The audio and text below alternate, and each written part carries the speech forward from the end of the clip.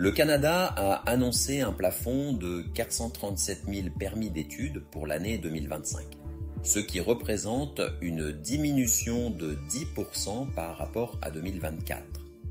Ce plafond vise à mieux gérer l'afflux d'étudiants internationaux et à réduire la pression sur les ressources publiques comme le logement et les soins de santé. Répartition par province. Les provinces comme l'Ontario, la Colombie-Britannique et le Québec recevront les plus grandes allocations. Par exemple, l'Ontario aura 116 740 permis, tandis que la Colombie-Britannique en aura 53 589. Exemption. Les étudiants de niveau primaire et secondaire, ainsi que ceux participant à des programmes d'échange, sont exemptés de l'obligation de fournir une lettre d'attestation provinciale, PL. Changement concernant le permis de travail ouvert aux membres de la famille des travailleurs étrangers, Spousal Open Work Permits, SOWP. À partir du 21 janvier 2025, les permis de travail ouverts pour les conjoints, SOWP, seront restreints aux conjoints de travailleurs étrangers occupant des emplois de niveau Tier 0 ou 1 ou certains emplois de niveau Tier 2 et 3 dans des secteurs prioritaires comme la santé, les sciences naturelles, la construction et les ressources naturelles. Conditions.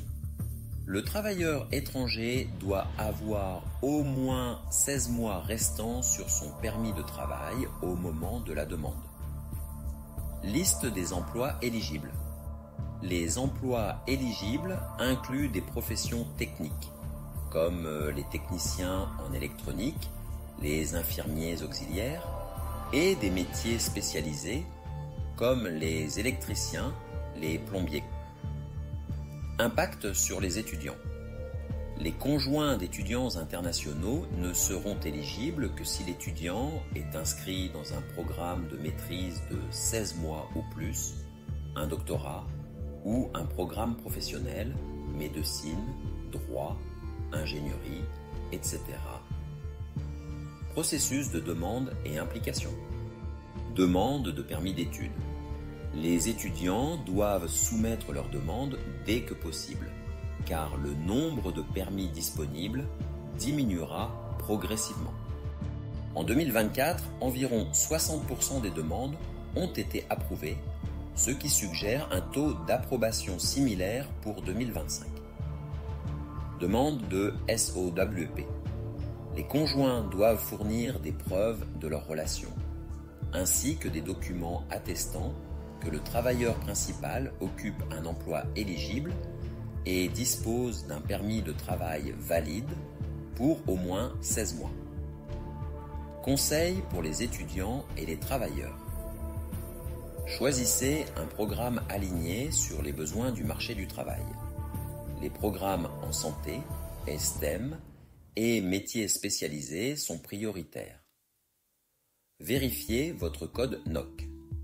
Assurez-vous que vos responsabilités professionnelles correspondent à au moins 51% des tâches décrites dans le code NOC de votre emploi. Soyez rapide et précis. Avec la réduction des quotas, il est crucial de soumettre des demandes complètes et précises dès que possible. Ces changements reflètent la volonté du Canada de mieux gérer l'immigration temporaire tout en répondant aux besoins du marché du travail. Bien que les nouvelles règles puissent sembler restrictives, elles offrent des opportunités pour ceux qui se préparent adéquatement. Pour plus de détails, consultez les sources officielles.